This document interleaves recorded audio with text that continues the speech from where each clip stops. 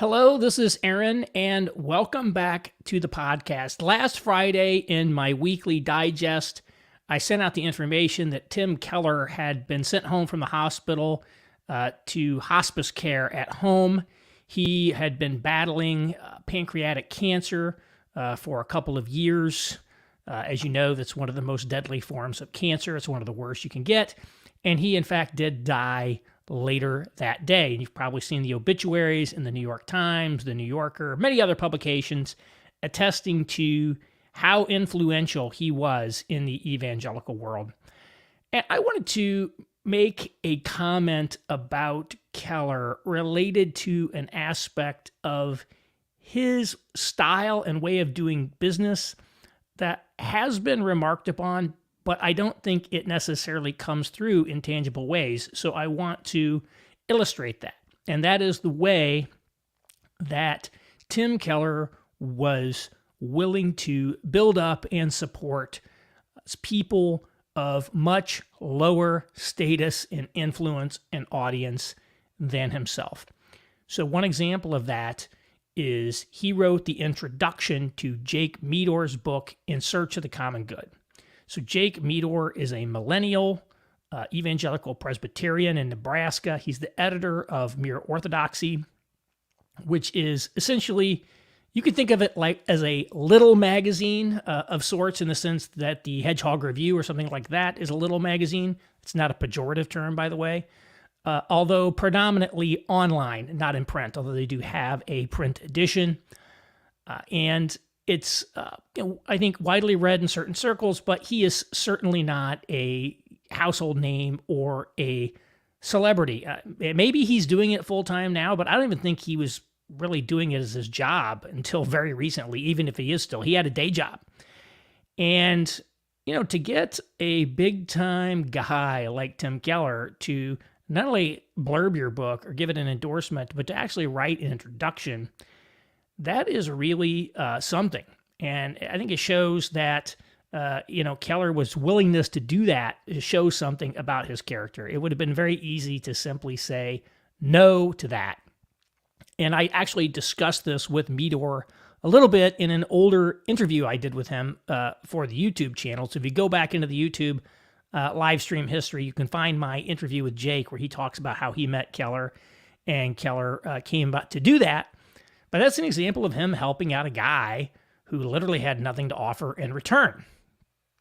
And subsequent books by Meador, he may have endorsed them. I don't know if he actually blurbed the books, but he certainly has tweeted them out and tried to promote them to sell copies. And so looking at how he tried to boost up the career and the profile of Jake is a tangible example of someone doing something for someone much smaller than themselves. And one of the ways that I like to divide people up is to put them into one of two categories. Is this someone who's a pay it forward kind of person who's looking to build up people behind them and under them? Or is this someone who's too cool for school, as I like to say, someone who only wants to network up, who only wants to try to engage with people who think they are their peers? This is a big divide. A lot of people really never look to help anybody smaller than them. Certainly not unless there's some real quid pro quo type advantage for themselves in doing so. But Keller is not one of those guys. He's one of the people in the good bucket, the pay it forward bucket, where he helped build up the career of Jake Meador. I'll give you another example, and it involves me. Tim Keller actually invited me to speak at an event at Redeemer City to City. This is something I mentioned it in a very early podcast I did about Tim Keller. It's called On Tim Keller. So if you go back into the podcast archives or search for it on Google, you will find it. Maybe I'll put links to the Meador interview and that Keller podcast in the show notes.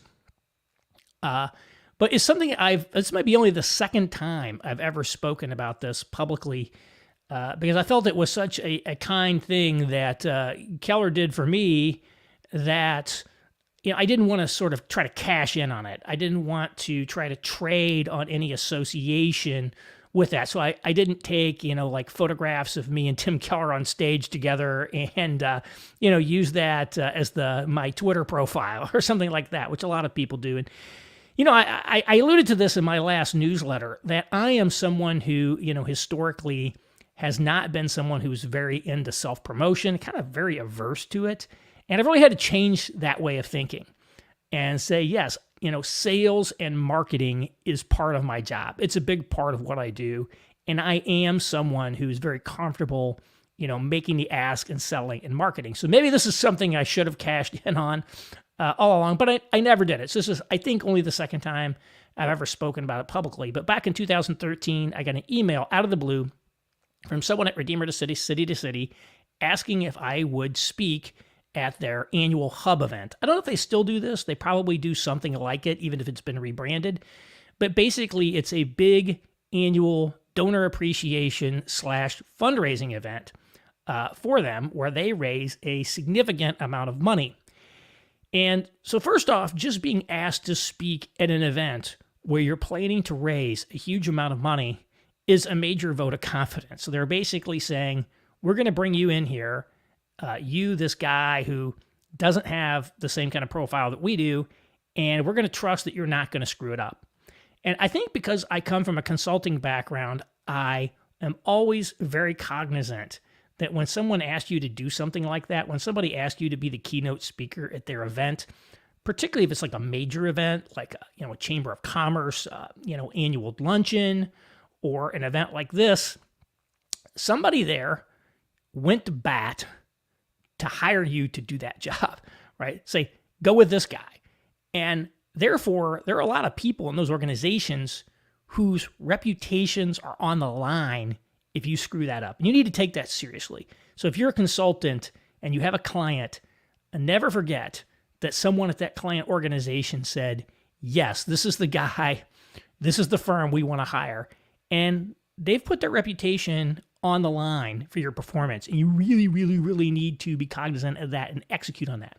So just entrusting me to be able to speak, at an event that is high stakes for them is something that, frankly, they didn't have to do that right there. And then the way it was structured, it was essentially the opening talk of the event, where basically it was a lovely reception at the Council on Foreign Relations in New York. And Tim Keller spoke for, 10 or 15, probably about 15, 20 minutes.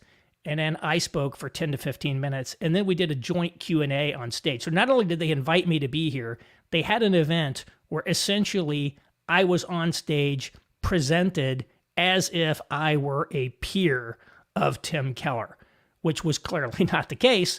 But that shows you he wasn't bringing me in, giving me this opportunity, sharing the stage, in order to sort of like, let me just put myself up here and you down there. I mean, literally, he sat next to me as if a peer. We talked and took Q&A from the audience. And so they really treated me wonderfully. And the reason they brought me in was because of my urban policy expertise. I was not at all writing about Christian issues at that time. I think Tim Keller's son is an urban planner, and somehow he may have found my work as a result of that, because I'd mentioned Tim Keller as a religious person who really understood cities, which is true. And, they treated me like $1 million, and it was really incredible. I attended the whole event, and it ended on a Sunday where, we all went to church and watched Tim preach, and there was a brunch afterwards, and I'm sitting at a table with, Tim and Kathy Keller. And again, I really felt honored, and they didn't have to do that. I was certainly much lower profile than I am today. I'm still not a mega celebrity by any means, but that's an example of, a guy who was willing to treat very well someone who really didn't have anything to offer him and who is much, much smaller than him in stature. And nobody makes it in this world without somebody who's above them giving them a hand up. And that hand up could be in the form of just promotion.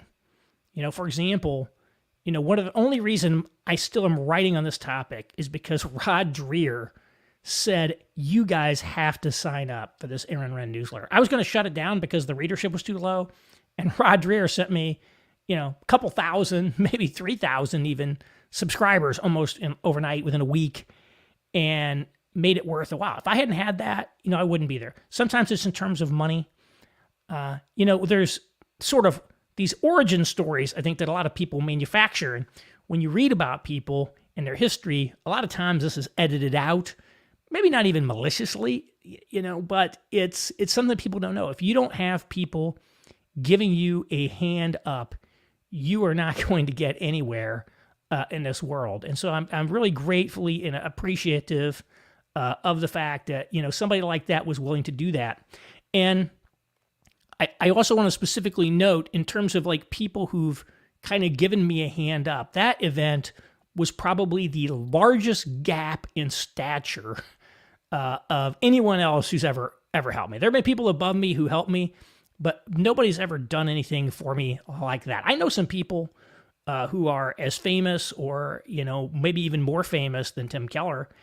And, I chat with them sometimes, I wouldn't say we call them friend, but I know these people. They're not inviting me to share the stage with them. Okay. They're just not doing it.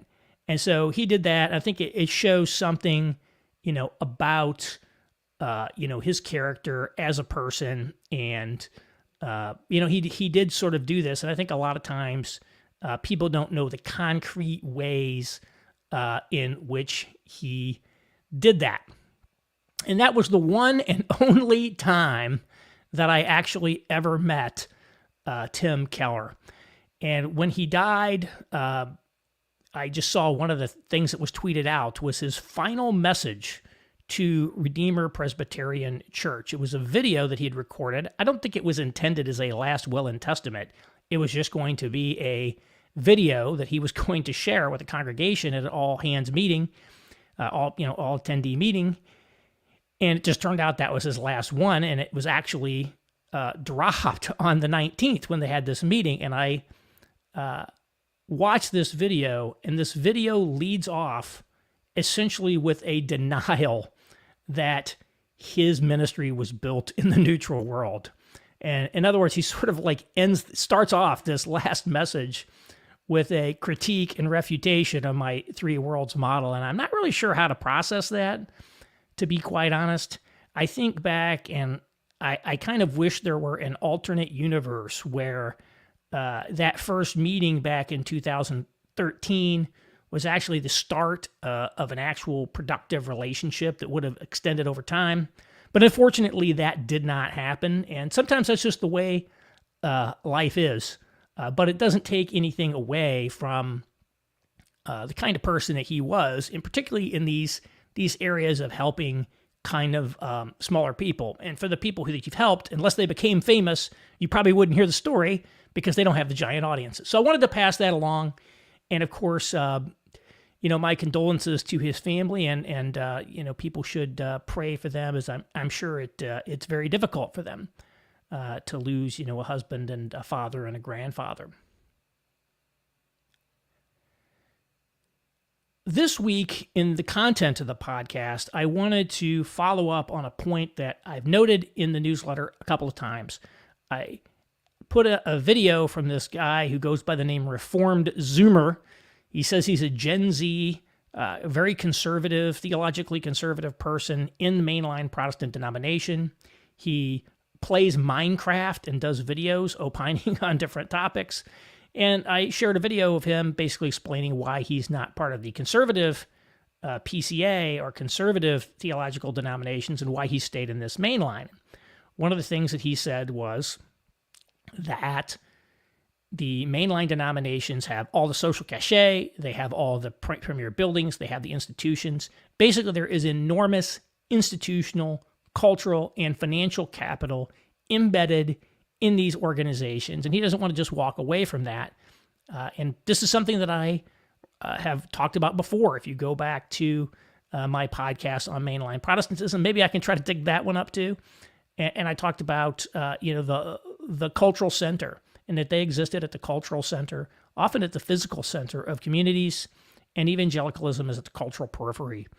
And so he's like, we need to recapture these institutions. I'm going to come here with this idea that, it's actually going to be, ultimately ours at the end of the day. And then I shared a an article that was written by an Episcopal priest, and he talked about, he used the term Reconquista, similar to the Reconquista of Spain. Can there be a kind of a mainline Reconquista, and what can happen? A lot of people in the evangelical world are deeply, deeply hostile and skeptical to mainline Protestantism, even though, frankly, virtually none of them have any knowledge of those churches and how they actually function. Everything they know is based on some internet story about a purple-headed Episcopal bishop, doing some blessing ceremony of a foreign deity or something like that. And there's a lot of wacky stuff, believe me, in many of these mainline churches, but that is not the norm. By definition, we hear about the most outre cases and other things. I would say there are many of these churches that are sort of very ordinary. I think one of the things that more distinguishes them than wacky theology is the fact that they're very boring, which I think has long been known.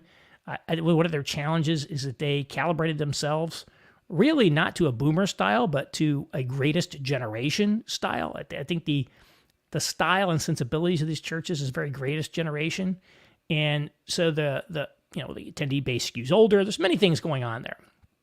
And of course, these are not typically very hyper-conservative people, theologically, or in many cases even politically, although there certainly are a lot of country club Republican types who go there, and maybe even way more conservative people than you might think. And so the question is, can these denominations, be saved in a sense, or do they have to be abandoned and go start something new?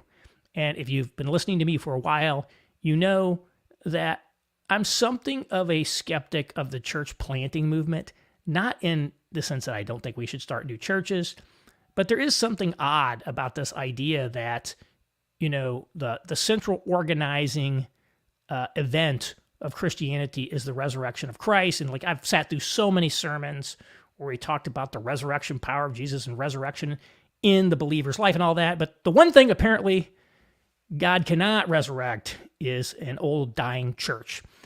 And you always hear things like, churches that are younger than 5 years old are the ones that make the new converts. Everybody else is just recycling older members from congregation to congregation. What they're basically saying is the half-life of a church is extraordinarily short. The missional effectiveness of a church is like 5 to 10 years, and then it just falls off, and it's on the road to oblivion.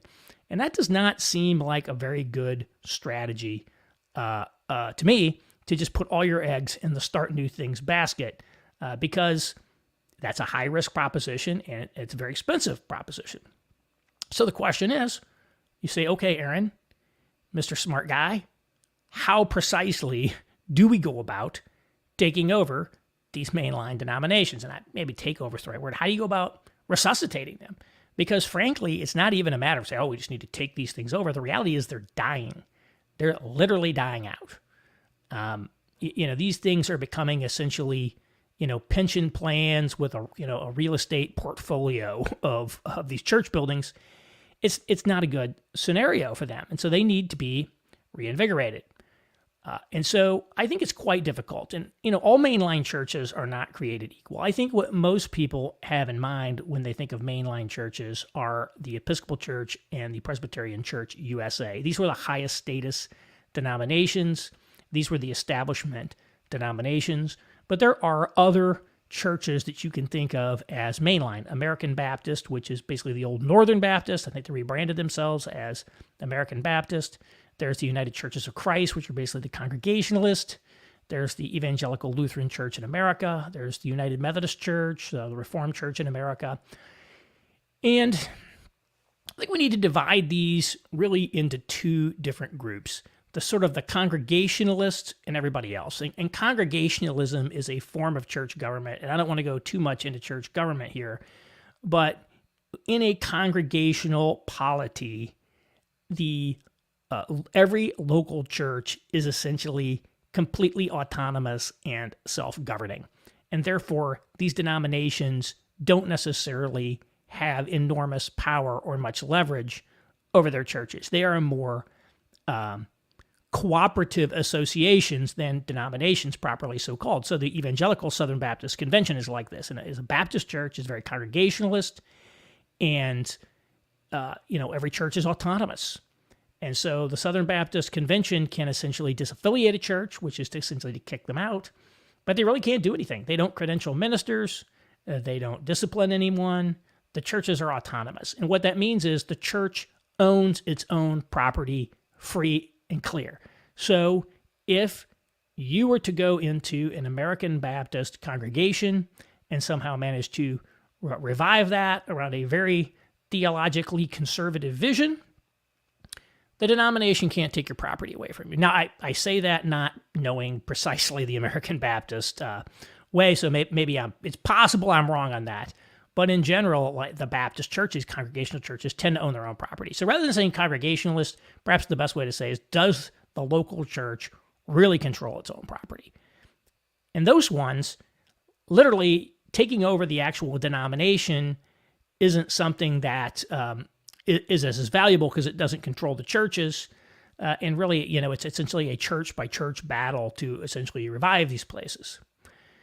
Then you go into the ones where the real estate is either owned outright by the denomination or is subject to something called a trust clause. And this would be something like the Roman Catholic Church. For example, I think in most cases, Roman Catholic churches and the property is owned by the diocese. So you can't just renegade, decide we're going to leave and take our church with us. It doesn't work like that in the Catholic Church. And some of these Protestant denominations function similarly. So there's the Episcopal Church, the Presbyterian Church USA, and I believe the United Methodist Church all have some degree of denominational control over the property. And I'm most familiar with Presbyterianism, but in Presbyterianism, essentially the church owns the building, but there's some trust clause that says something to the effect that it's owned for the benefit of the denomination, which essentially means if you leave the denomination without the permission of the local presbytery, which is the Presbyterian equivalent of a diocese, if you do that, if you were not dismissed graciously from the denomination, they own all of your property, or they can try to claim all of your property.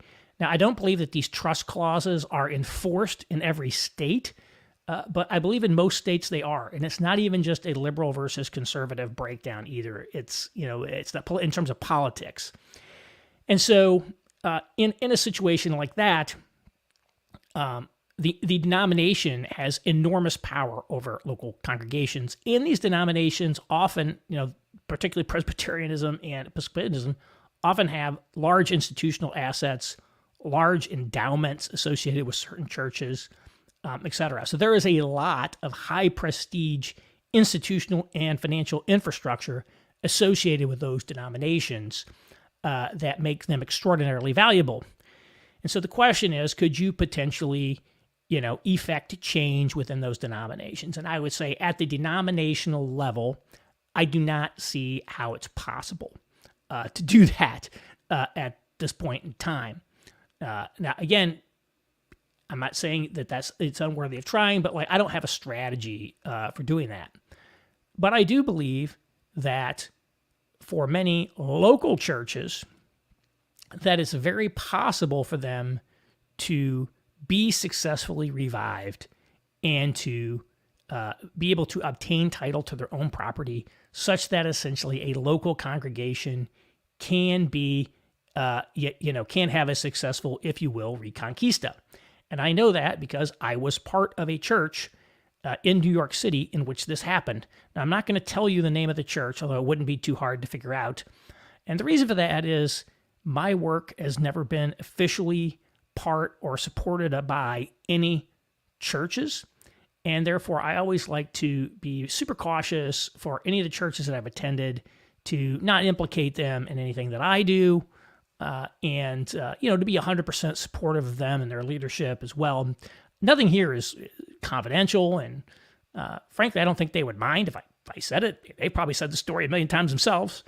But I'm not gonna name a church. But basically, there was a church building that was originally a Baptist church.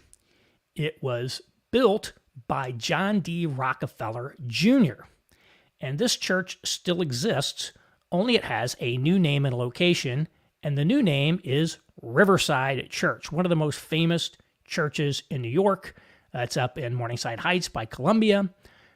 This is where the famed preacher Harry Emerson Fosdick, one of the great liberal preachers of all time, for a long time was the pastor there. And this church that was originally the previous location of what's now Riverside Church was in fact a church built for Harry Emerson Fosdick, one of this icon of liberal Protestantism, by John D. Rockefeller Jr. And as you can imagine, for a church financed by John D. Rockefeller Jr., this is an extremely nice church. Very, very beautiful, incredible building located on the Upper East Side of New York on Park Avenue. So that is a landmark structure. So within a decade of building it, he moved his church up to Riverside and sold this building that he had built to a Presbyterian congregation.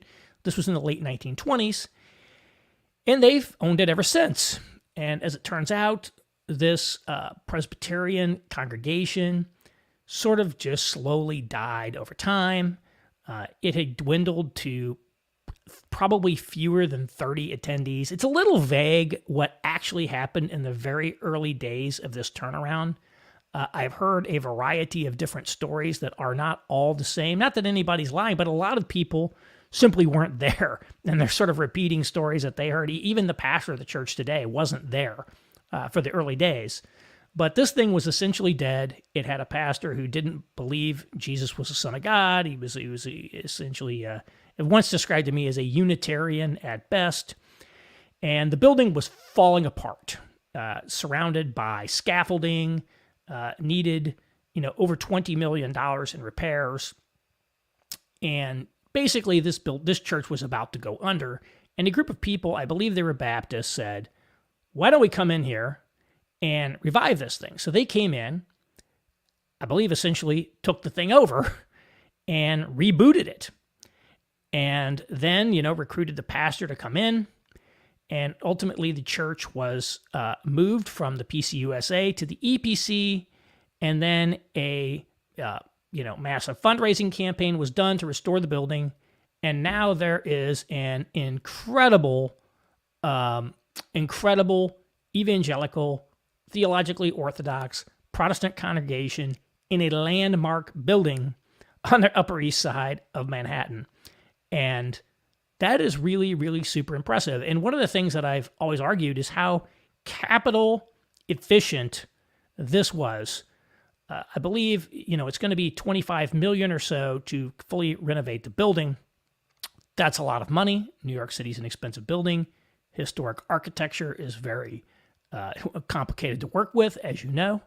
But the Redeemer Presbyterian Church West Side campus was $52 million. I say, so this is like half the cost of Redeemer's not very nice West Side location. And I recall reading in the paper that they bought some land for an East Side building, and just the land was $30 million. So getting a landmark building that is in almost now pristine shape for that kind of money is incredible, again, in a marquee location on Park Avenue. So I think that shows me that this is possible. Now, there were some things that made this possible. One of them is that the congregation had essentially died. So I got some pushback from somebody who was in the church planting world. We said, look, Aaron, you can't claim that was that was sort of a rescue of an existing church. It was rebooted. It was refounded. You can claim that church is 200 years old, but it was, in essence, a church plant. And basically, at the end of the day, that's true. It is basically a new church that inherited the old institutional infrastructure, which is still pretty amazing if you ask me. But I think there are only 2 people left from the old church. I mean, again, it didn't have very many people, so maybe that's actually a pretty good retention rate. But it's not like there was a congregation that was going that might have actively resisted. It's pretty easy for new members to come in and essentially not that many people joining, and all of a sudden you're a majority. You can, elect the elders. You could take over the thing. If you go into a church, still has a few hundred members, still has any sort of reasonable attendee base, you're not going to be able to do that. So the fact that the church had essentially died was one thing I think that cleared the way to make it easier to reboot. A second thing was that it had no assets. And you might say, well, Aaron, what about this building? Well, the building was actually a liability. It's in a historic district. It's a landmark. The building could not be torn down. There could not be redevelopment on that block. And unlike in some parts of New York, you couldn't sell off air rights because there's nowhere to sell them off to. So in essence, this building, if the church had gone under, the presbytery would have inherited this building. It's a landmark. It had no financial value. In fact, it was a massive liability because of the repairs that it needed. And you have a whole bunch of angry neighbors on the Upper East Side who are already upset about this eyesore with scaffolding and like dingy stone and all of that. Probably that's kind of a headache they didn't want to have on their hands. And so, they basically are like, man, if we basically take over this thing, now we got all these angry, highly influential neighbors giving us a hard time. There were no, unrestricted endowments or anything like that. So there's really no money to get. So I'd say there's two things right there. One, a church where it's kind of dead, and two, a church where there's no assets, there's just a liability. Now, as it happens, the building is actually an incredible asset to a living church, but it would have been a liability to the mainline congregation. So they were basically willing to, after a negotiation, let the church exit. And if it had come to, some sort of litigation, who knows? Who knows what would have happened there? But New York is definitely a very strong state in terms of enforcing these trust clauses, but, there's some other stuff going on. But they kind of let them go. And I think it's not actually as hard to get out of these denominations sometimes as you think. New York's not a great place to try to do it. Obviously, it varies by presbytery, but there have been large numbers of churches that have been leaving the PCUSA for other denominations. One of them is ECO, the Evangelical Covenant Order of Presbyterians. This is a new splinter denomination. A lot of the flagship churches of the PCUSA have gone there, like Highland Park Presbyterian down in Dallas, or Menlo Park Presbyterian out in Silicon Valley. Some of them left for the EPC, the Evangelical Presbyterian Church, which is what we did. I think one of the things that helps you to get out is if you're not too overtly conservative. So if you went to my old church in New York, it's very theologically orthodox, but it has a sort of a modern mainline feel to some extent. It's not, and the denomination that it went into had accepted female elders. And the church previously had female elders. It still has female ruling elders, which I know a lot of people would not like that. It does not have female teaching elders.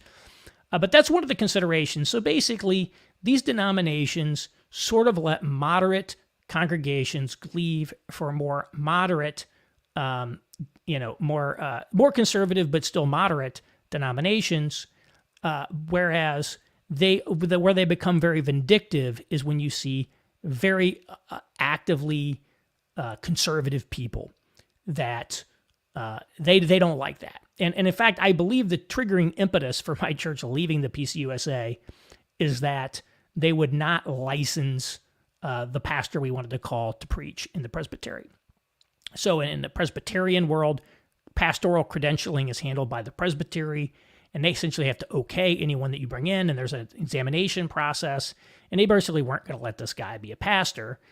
And even though he actually had graduated from a PCUSA seminary, he was a PCUSA seminary grad, they didn't like him because he had worked for a ministry affiliated with the PCA, which is the conservative Tim Keller's denomination.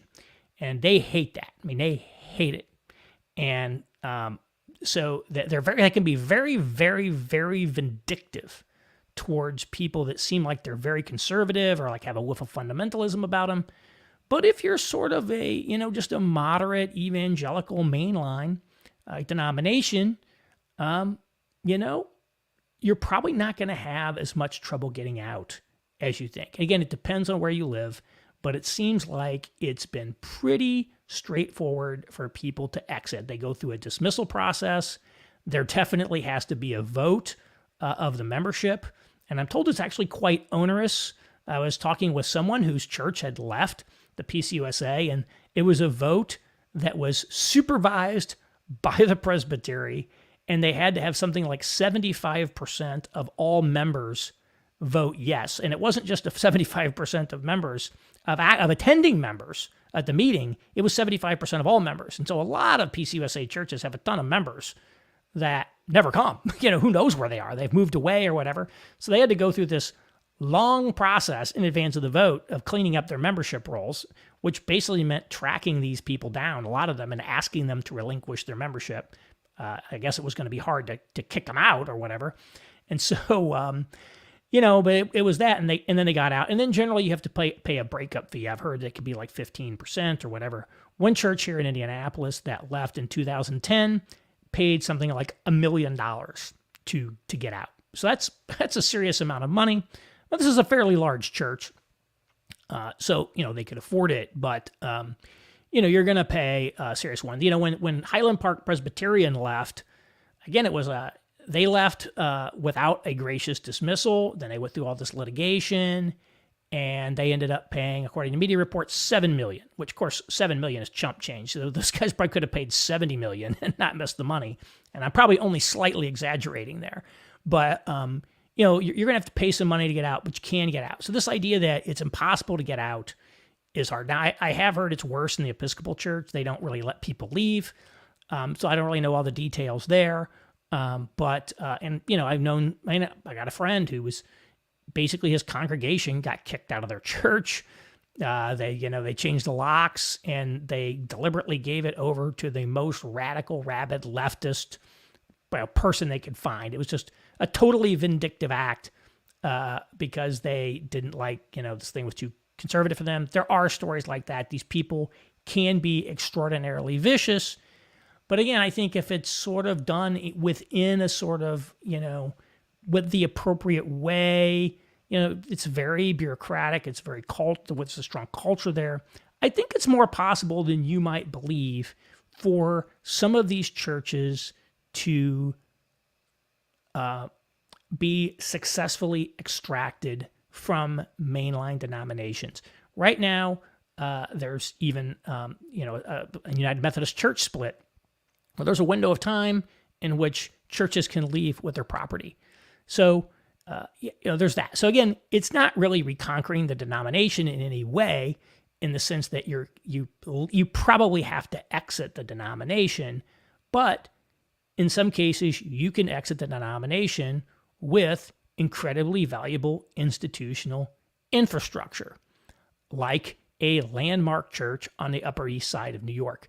And in fact, I really wonder if the PCUSA New York Presbytery really truly understood the value of what they were giving up. I mean, that was incredible value that could never be recreated today.